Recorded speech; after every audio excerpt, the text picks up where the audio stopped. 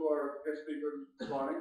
I jokingly said before that this side of the contingent normally reserved for international guest speakers, so Michael did say to me, well, I am, he says, I'm from Kerry. So I'm delighted to see such a large number here today. It's a great tribute to a wonderful success story, and we get on to that in a second. I suppose maybe just to look at some of the positives that I tried to do when we have these functions outside what happened recently. I mean, the recent result in terms of the size of the export surplus is something that I think will help us to drag ourselves over the current difficulties or the previous difficulties that we had.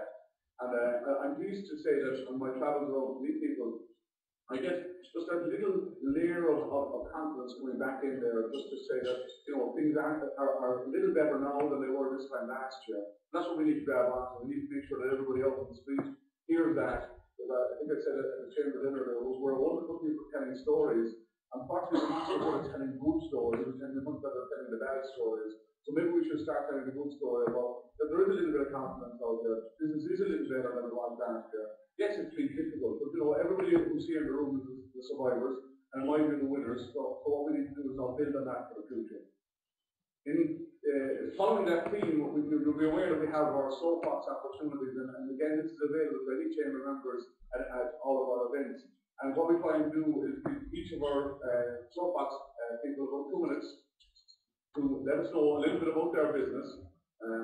We're not exactly 100% active on our 2 minutes. We sometimes go slightly over, slightly under, but anybody goes grossly over, I guess the shepherd's cook bring them back. So we have 3 this morning, and can I introduce to you first Mr. Don Conan, who I know Don for a good number of years, and his business is Ology Business Consulting.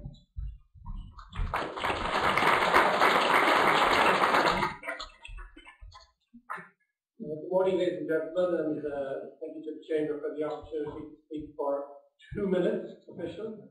I was told 1 minute before this, but I'm going to take every extra second. My name is indeed Don Conan from Ology Business Coaching, and some of you will know me from an Ireland company where we offer commercial mediation services, and we're going to continue to offer that to Ology Business Coaching. There are probably as many definitions of business coaching as there are people in the room, but whatever your understanding of it is, it's probably some mixture of counselling, advising, professional and personal support, mentoring, something along those lines. And that all sounds a bit woolly and vague, I accept. But let me just give you the experience of a couple of people who've been through the business coaching process to improve their personal and professional performance. The MD of a small IT company said, and I quote, "The benefits of business coaching have been immense, enabling the company to move forward in a far more effective way. Managing director of a local joinery company. My coaching relationship is the most important professional business relationship for my business." And the director of a small business, of a business unit within a multinational said, "Coaching helped me win business I would not otherwise have won." So there are clear values from business coaching. But is it good value? Well, let me just tell you what PricewaterhouseCoopers said about business coaching. PwC have been using coaching formally since 1998, and in a 2004 study, they found that they were getting a return of 600% on their investments in business coaching. So 6 times every pound being spent on business coaching is coming back to them. Nortel found they were getting between 5 and 7 times what they were spending on business coaching. And last year, the International Coaching Federation, in a global client study, found that their average return for their investment in business coaching was 7 times, some clients getting up to 50 times. So there are clear benefits, there's a clear value proposition there, and I'd be delighted to discuss with any of you how business coaching can help improve your business performance. That's ologycoaching.com. Thank you.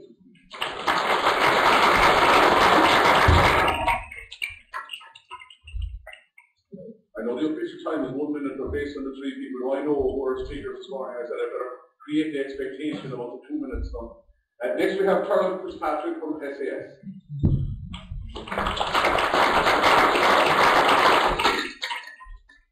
Thanks, Sharon, the Chamber for giving us a chance to introduce you to SAS.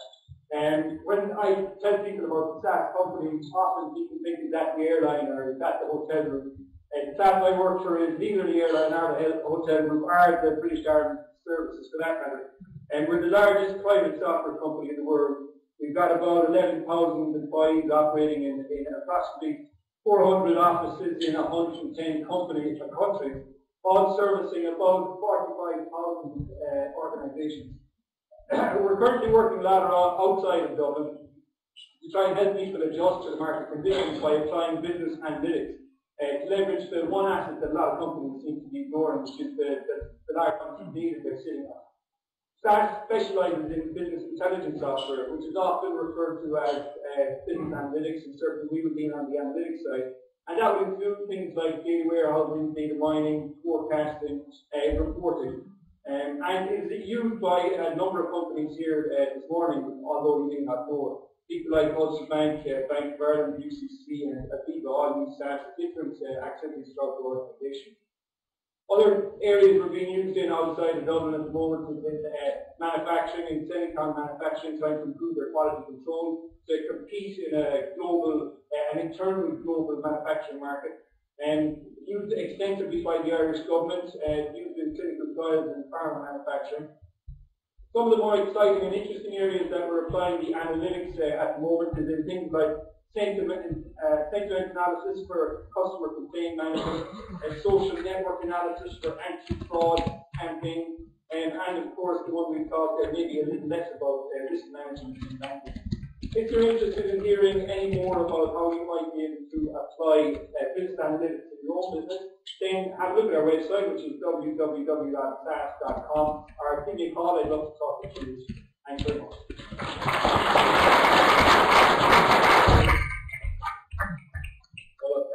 And last this morning we have Fergal Lennon from CXC Consultants Exchange.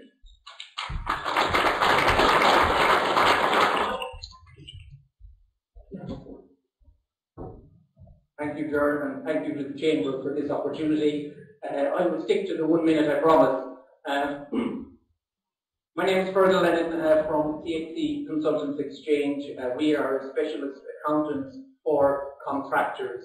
Now, these are independent professional contractors supplying services typically to the IT sector, to engineering, pharma, aviation, and also medical locums. We are the leading provider of such services in Ireland. We're the market leader. We've over 1,500 clients in Ireland and also clients operating overseas. We work closely with recruitment agencies and with contracting companies to ensure that both they and their contractors are compliant, and we'll be happy to discuss the situation with our services with any recruitment agencies or companies with contractors here today. And our website is dxc.ie.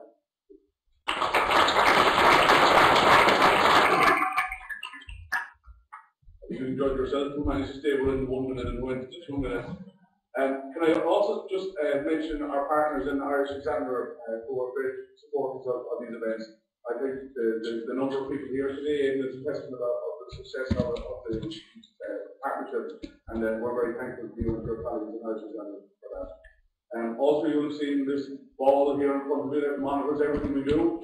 That's Roland from meeting.ie. He does a webcast for us for all of these, so they're available on the web later on, and we thank all of you for that as well. Can I move on to our guest speaker this morning, Michael Fitzgerald? I asked him to describe himself, and he said, he's a carryman with shoes. All the carrymen with shoes managed to come across the border. So he does come, I suppose when you look at the company Abtran, it's a wonderful digital success story. And we should rightly celebrate both success stories, because in 1997 they started the business with 6 people, and now they're over 900 people. And it really is fantastic to see that level of success happen in our locality. I didn't like the way he was referring to Kerry all the time. I think there is a lot of Cork involved in the success of the company. But I mean, it is wonderful to see that level of success happening on our doorsteps. And I'm not sure that we're always that great at celebrating it. You know, we will always celebrate international companies coming in and creating jobs. But you know what? Sometimes our indigenous companies coming in and creating jobs is a much better success story. So congratulations.